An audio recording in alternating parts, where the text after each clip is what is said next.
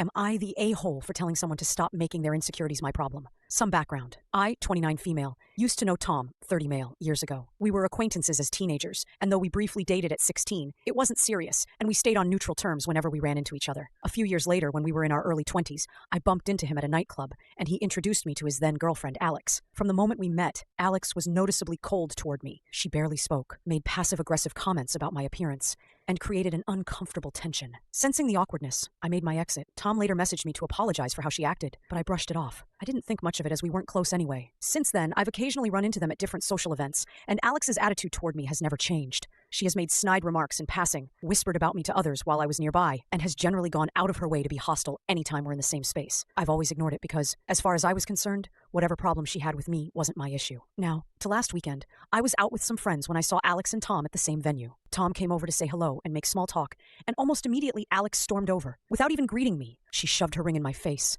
and made a pointed comment about how I definitely couldn't have him now. I laughed and told her I never wanted him in the first place, but I was happy for them. That only made things worse. She started raising her voice, accusing me of trying to get attention for years, making assumptions about me, and throwing out personal insults. When she finally finished, I asked if she was done and told her that I had never done any of the things she was accusing me of. I also made it clear that I didn't care about her or Tom, and most importantly, that she needed to stop making her personal insecurities my problem. She looked like she was about to respond, so I added that she also needed to stop being jealous of me because there was no reason for it. At that point, she excused herself and left the room, with Tom following after her. Before he left, he told me I didn't need to say all that. My friends thought my response was blunt but justified, while some mutuals later told me I was too harsh and should have been more understanding because she's obviously insecure. Now, I'm wondering, was I too harsh?